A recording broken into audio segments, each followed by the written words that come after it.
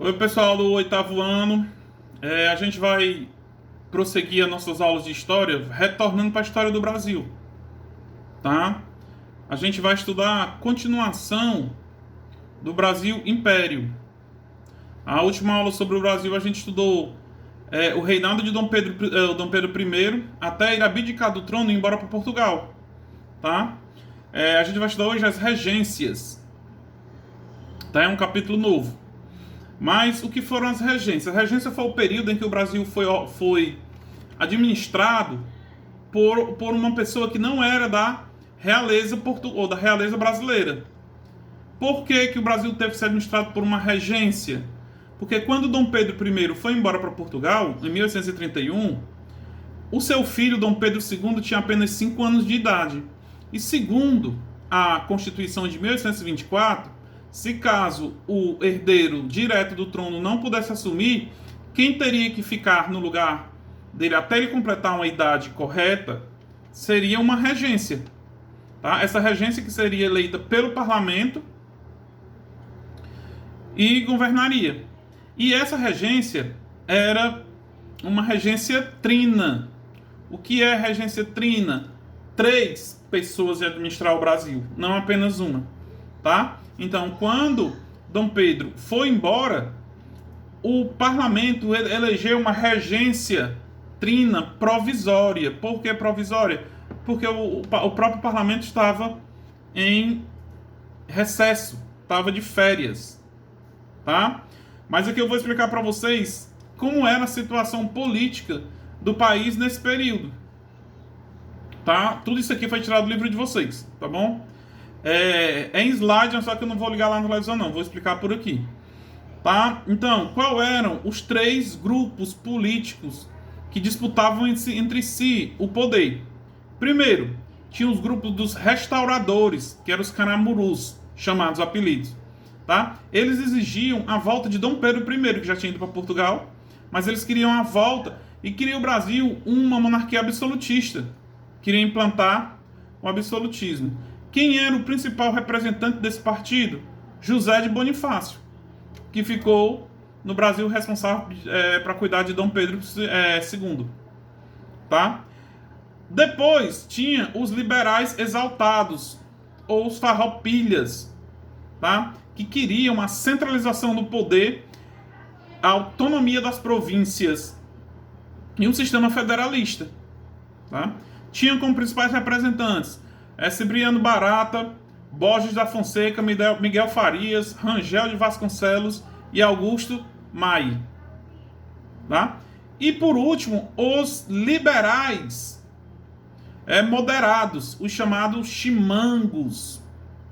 Tá? Esses queriam unidade territorial, uma monarquia, a escravidão, a ordem e o aumento do poder das províncias. Tá? Os representantes, o padre Diego Antônio Feijó, Evaristo Veiga e Bernardo Pereira de Vasconcelos. Então, esses eram os 3 partidos que existiam no período da regência. Vamos lá repetir: os restauradores, que eram os caramurus, os liberais exaltados, os farroupilhas, e os liberais moderados, que eram os chimangos. Tá? Eram os 3 partidos. Mas vamos lá. Quando Dom Pedro abdicou, como eu já expliquei para vocês, tinha que ter a regência. Então foi eleita uma regência trina provisória. Porque, como eu já falei antes, os deputados estavam de férias e não teria como eleger uma regência trina permanente. Então, quem foram os eleitos para esse governo provisório? Foi o brigadeiro Francisco de Lima e Silva, o Nicolau Pereira de Campos e o José Carneiro de Campos. Qual foram as principais medidas da primeira regência, dessa regência trina provisória? Primeiro, a suspensão provisória do poder moderador. Que poder é esse, professor? Aquele poder que Dom Pedro botou na Constituição, que seria o 4º poder. Lembre-se, o poder executivo, legislativo, judiciário e o poder moderador, onde Dom Pedro tinha direito de fazer o que ele quisesse. Tá? Esse poder foi suspenso logo, provisoriamente, na primeira regência trina. Aí eles proibiram novos impostos, a proibição de dissolver a Câmara dos Deputados e eleição para um regente permanente, tá? Para uma regência permanente, mas isso já tinha na Constituição. Eles estavam ali só provisoriamente. E aconteceu a eleição para uma regência trina permanente, tá? Em 1817 de julho de 1631, a Assembleia Geral elegeu a regência trina permanente, que era constituída pelos deputados João Braulio Muniz, José Costa Carvalho e novamente o brigadeiro Francisco Antônio Lima. Então, quer dizer, um dos provisórios continuou na permanente, tá? E botaram o padre Diego, o padre Antônio Diego Feijó, com carta branca, sendo ministro da Justiça. Veja, eu vou falar mais na frente de novo do padre Antônio Diego Feijó, tá? Então, no Ministério da Justiça, o padre Diego Antônio Feijó criou, em 1831, a Guarda Nacional. O que era a Guarda Nacional? Era uma guarda, mas ele criou com alguns objetivos. Qual? A redução do Exército e da Marinha. Quer dizer, ele quis confrontar o Exército e a Marinha que já existia nesse período. Tá? Quem ia comandar essa guarda? Os coronéis. Tá? E muitas vezes para até garantir os votos nas eleições. Que vocês vão estudar mais na frente, que esses coronéis passaram a ter grande poder depois da proclamação da República. Tá? E outro grande interesse de criar essa guarda nacional é desfazer ou ajudar no interesse pessoais dos grandes fazendeiros. O que é que acontece? Tem uma fazenda ameaçada ali, vamos chamar o pessoal da guarda, tá? Dessa Guarda Nacional. Então a Guarda Nacional foi criada voltada por interesses. Tá bom? Isso na segunda regência, mas dessa vez na regência trina permanente, que só lembrando, teve a regência trina provisória e logo em seguida teve a regência trina permanente. Tá? Outra ação da regência trina permanente, a criação do Código do Processo Criminal, autoridade judicial para juízes e aos juízes de paz. Quem eram esses juízes de paz, entre aspas? Eram também os grandes fazendeiros. Então, se a gente vê essa regência trina permanente, ela lutou mais pelo interesse dos grandes fazendeiros. Com a criação da Guarda Municipal, com a criação desse Código de Processo Criminal, tudo para favorecer quem? Os grandes fazendeiros. Tá? Aí veio o mais importante ato da regência trina permanente. Tem no livrinho de vocês aí também, o ato adicional de 1834, que é um ato adicional à Constituição de 1824, que dizia o quê? Primeiro, apoiava uma reforma constitucional, reler a Constituição e fazer uma reforma na mesma. Tá? O principal objetivo dessa reforma era a conciliação entre os moderados e os exaltados, que eram os dois partidos que eram contra. Tá? Outra coisa que ela criou, as assembleias provinciais, que eram os deputados estaduais. Cada província tinha sua Câmara e sua Assembleia e seus deputados. É como tem até hoje. Tá? Outra coisa, deixou o município do Rio de Janeiro neutro. Para quê? Para ele realmente se firmar como capital do país, onde ficou até 1960, quando mudou para Brasília. Mas o Rio de Janeiro ficou sendo um município neutro, sem assembleia, ou sem essas assembleias provinciais, porque lá ficava o governo brasileiro. Tá? E a principal medida, que é essa que tem na prova, toda prova, você cite algum ato adicional de 1834, ou alguma cláusula do ato adicional de 1834.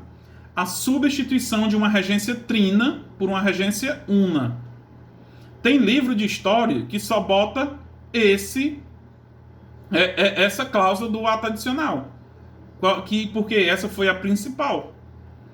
Ela mudou a regência trina, que tinha na Constituição, né, eram 3 para administrar, mudou para uma regência una, apenas um, e era eleito. Tá?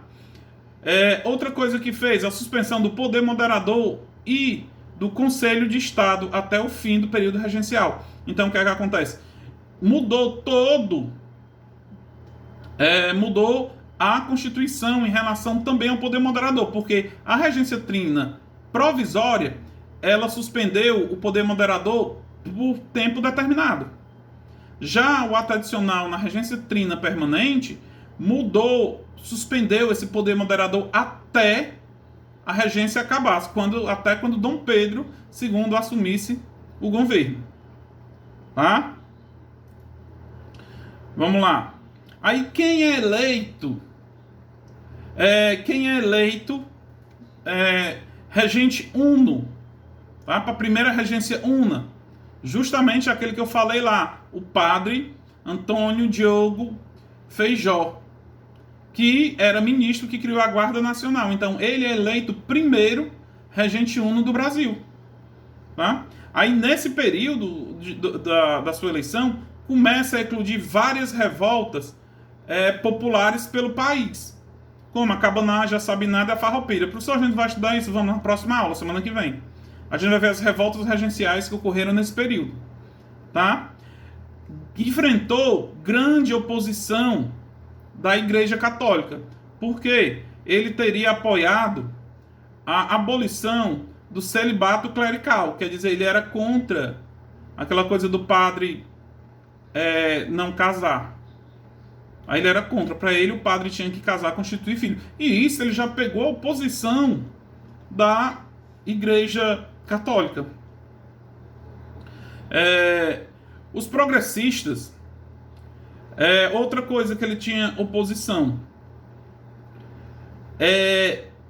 os 2 partidos. Aí então surgiram esses 2 partidos que eram os moderados exaltados, se fundiram em 2. Professor, e o primeiro partido, que era os que apoiavam Dom Pedro? Ó, os restauradores Caramuru, esse partido acabou. Por quê? Porque Dom Pedro pega e morre. Então, se Dom Pedro morreu, o principal objetivo desses partidos desse partido que era restauradores, era restaurar a monarquia com Dom Pedro vai e morre. Então só fica os exaltados e os moderados. E esses 2 partidos, no governo de Feijó, o que é que acontece com eles? Eles acabam. Então ficaram apenas os dois partidos, né? Que foram os exaltados e os moderados. Aí eles se transformaram, aí a partir daqui do governo de Feijó, eles mudam o nome, tá? Passaram a ser os liberais e os conservadores. Por que liberais e conservadores? Acho que eu já expliquei para vocês. Liberal, vamos negociar fora do Brasil, vamos desenvolver o país. Os conservadores não, vamos manter as regras de sempre. Então, eles eram os partidos, os progressistas, que posteriormente se tornaram liberais, e os regressistas, que posteriormente se tornaram conservadores. Tá? Esses eram os 2 partidos que restaram e começaram a desenvolver ainda mais na regência do padre Diego Antônio Feijó. Tá? Professor, no livro não tem muita coisa não, mas é porque eu acrescentei de outras fontes. Tá? Aí veio a regência de Araújo e Lima. Pessoal, o padre Feijó, ele não teve muito sucesso. Tá? Primeiro pela grande oposição. E após dele, foi eleito Araújo e Lima. Tá, ó. Aí tem que, ó, Feijó renunciou em setembro de 1837 em favor do padre Araújo e Lima. Nesse momento, quem estava no poder eram os regressistas, tá? Que se tornaram os conservadores. Né? Eles desejavam o retorno da centralização da monarquia, criaram o Colégio Pedro II, que existe até hoje no Rio de Janeiro, que até eu estava assistindo uma reportagem ontem, o Pedro II ele está totalmente parado, é um colégio federal, tá, vinculado ao Ministério da Educação, e está totalmente parado. Foi criado no período do período das regências, tá? Criou o Arquivo Público Nacional. A partir daí, tudo que tinha, tudo que se passava no Brasil passou a ser arquivado, que existe até hoje também, tá? Instituiu e criou o Instituto Histórico e Geográfico Brasileiro, tá? Então tudo isso aconteceu no governo de Araújo Lima como regente único. Aí vem a lei de maio de 1840, no final do governo dele. É a lei interpretativa do ato adicional. Anulava a prática do ato adicional. O que é que acontece? Ele já cria outra lei anulando o ato adicional de 1834. Tá? A capital, Rio de Janeiro, com maiores poderes para nomear funcionários públicos, controlar órgãos da polícia e da justiça nos estados. Tá? Então, o que é que acontece? A descentralização do poder que apareceu no ato adicional, com a criação das assembleias, foi tudo diminuído nesse ato de 1840. Tá?